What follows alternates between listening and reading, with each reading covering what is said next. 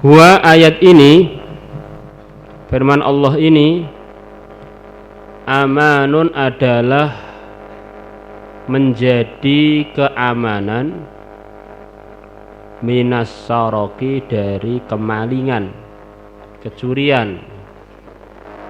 Di antara fadilahnya ayat ini, kalau orang membacanya tentu saja disertai dengan persyaratannya. Allah akan jaga si pembaca dari kehilangan barang-barangnya. Kita ini hamba Allah yang lemah, nggak bisa ngawasi hak milik kita 24 jam.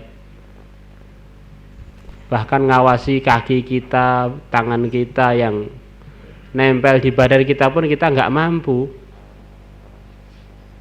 Tiba-tiba kita tersandung batu, ketusuk duri, kesengat lebah, terbentur, macam-macam, lemah.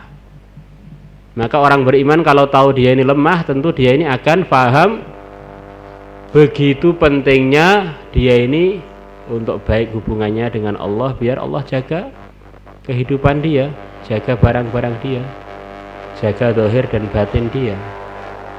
Inilah ciri khasnya kehidupannya orang iman, selalu tidak lepas dari amalan, lepas dari doa, tidak lepas dari doa. Dia merasa lemah sekali, tidak akan bisa menutupi kelemahan dia selain pertolongan dari Allah. Yang nempel di jantung kita aja kita nggak bisa ngontrol, apalagi yang di luar badan kita, sepeda motor kita, anak istri kita, cucu-cucu kita.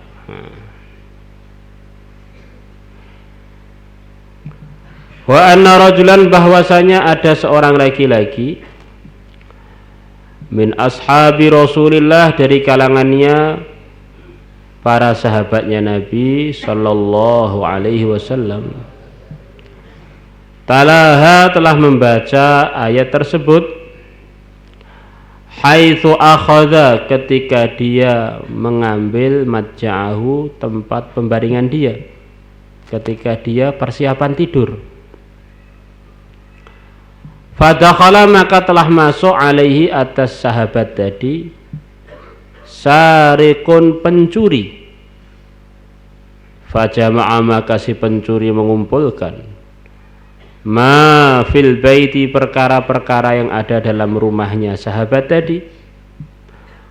Wa hamalahu, dan dia memanggul barang-barang yang telah dia kumpulkan. Wa rajulu, sedangkan laki-laki sahabat tersebut, laisa binaimin, belum tidur. Hatta taha, sehingga si pencuri sampai ilal babi, ke pintu rumah untuk keluar. Fawajadahu, maka dia menemukan pintu rumah masdudan, ditutup. Enggak tahu ditutup menurut perasaan dia apa hakikatnya tertutup. Begitu dia mau keluar, pintunya tertutup. Fawadha'a, maka dia meletakkan al-karota, bungkusan barang-barang tadi. Al-himla, maksudnya dia menurunkan bawaan dia, al-himl, bawaan dia, barang-barang yang dia bawa itu. Fa idza huwa maftuh, ternyata pintu itu terbuka. Dia masuk dari pintu, pintunya sudah dia buka sendiri.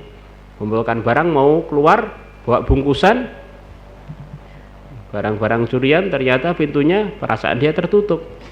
Barangnya diletakkan, dia lihat pintunya terbuka. Barangnya diangkat lagi, tertutup lagi. Nah, ini namanya pintu otomatis. Otomatisnya pakai doa.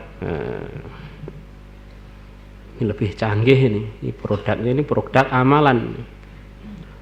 Fa fa'ala dzalika, maka pencuri tadi mengerjakan dzalika itu. Ngangkat, ngeletakkan. Salasah marratin, sampai 3 kali. Fadhahika, maka tertawalah sahibud dar, sahabat pemilik rumah tersebut. Tertawa melihat pemandangan di depan dia itu.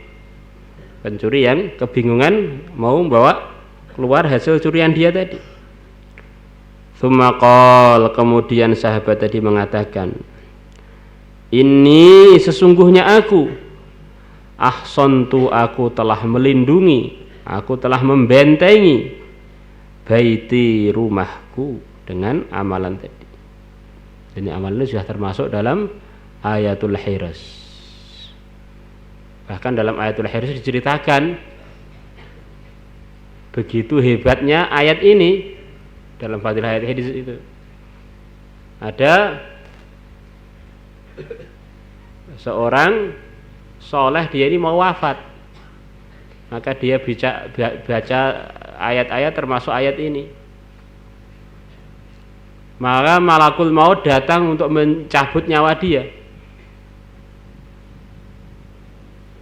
Begitu mendengar ayat ini, malaikat tadi menunda pencabutan nyawanya, dia sujud sampai 24 jam malaikatnya, dan dia melihat malaikat, loh kok gak jadi nyabut nyawa malah sujud. Selepas 24 jam dia sujud, maka baru bangun, baru nyabut nyawa orang tersebut. Ini kata para ulama, maknanya Masya Allah. Jadi ayat ini begitu luar biasa. Jadi penjagaan sampai malakul maut pun menunda pencabutan nyawa. Allah tampakkan kehebatannya. Tentu saja dengan seizin Allah.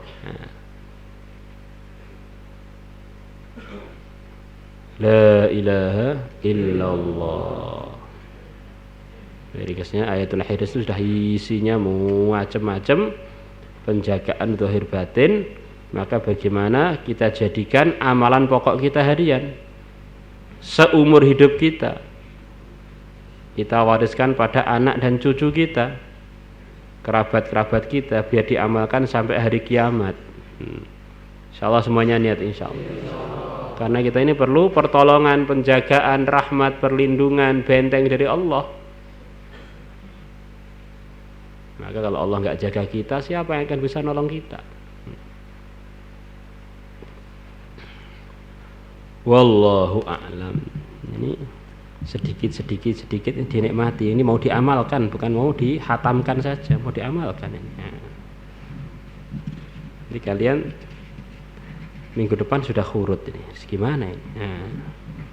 Nanti nambal orang-orang yang masih di pondok, nanti nadat yang baik, kemudian diterangkan kepada anak-anak yang berangkat berjuang seperti tertibnya para sahabat. Wallahu a'lam. Takror.